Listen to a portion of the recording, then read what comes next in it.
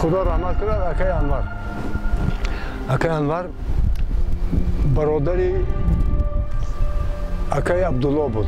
اکای عبدالله اونه که در جنگ بسرابیا، جنگ اوکراین، گرفتن کییو دوباره در اپراسیون خارکوف مجروح شد. بعد بیمارستان حربی بردن و از همونجا باز در جنگ بردن و همون شهید شد در همون جنگ بالاخره اکای عبدالله. و سبب به وجود آمدن موجهای دنیپر هم همون است. برادری با جان و دل برابرم اهدا شده بود برای اکای عبدالله. به دیده نقش روی تو، به گوش گفتگوی تو، هنوز از دماغ من نرفته است بوی تو. به جای دور می رود دلم همیشه سوی تو. برادرم، برادری به جان و دل برابرم. زمین اوکراین راز سر رو بر قدم زدم. به هر دیار در زدم، به هر مزار دم زدم. ز لوحه های مرمرین به حرص جست نام تو بکافتم. نیافتم نشان ناعیان تو. برادرم، برادری به جان و دل برابرم.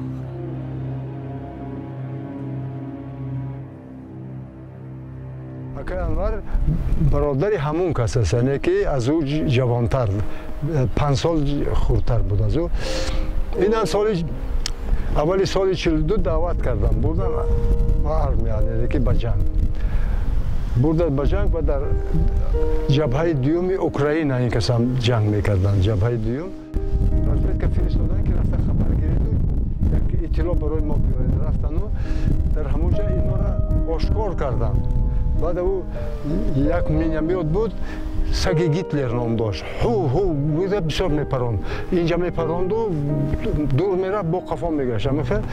همون اینا را دید و تیرپرانی سر کردن مجروح شد. اونجا مجروح شد. شریکش یک مرد دیگر بود از اوکراین، یک سرباز دیگر جوانمردی کرده، همونجا نپرتافته نگرفته، بعد آورد به جبهه اولی که عسکرای ما بودن آورد و بعد در باکو برده تبابت کردن. در شهر باکو همون پزشکی که جراحی کرد اکای انور از ایران بود، از ایرانی. وقتی که این به هوش میآید و مادر میگوید به تاجیکی که صحبت میکند میگه که با فارسی صحبت میکند.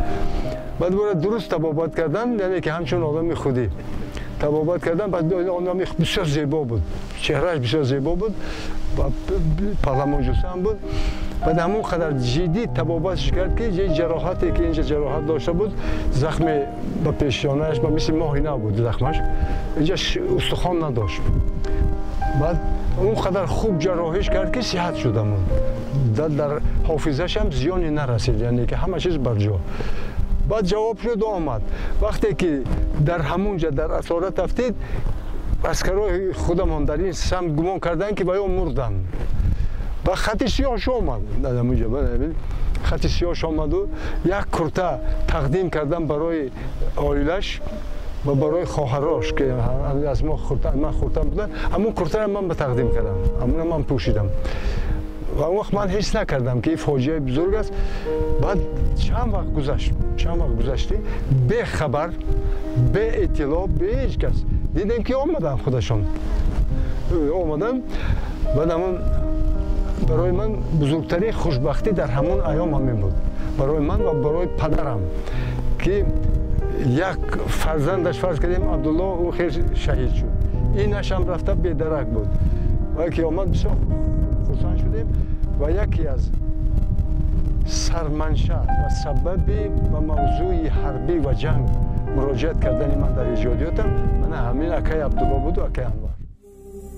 زمین آتش و دریای دمان آتش، بر روی آب همچون موج خونین روان آتش. به هر خانه به جای آشتان، در آستان آتش به جای گل به باغ و بوستان آتش. سمای دود آلوده به قرغان ممی لرزان و آویزان، صدای توپ ها چون خنده شیطان، میان نعره های توپ آید گریه طفلان. خدا را آب می سوزد، رخ مهتاب می سوزد، تفنگ از تاب می سوزد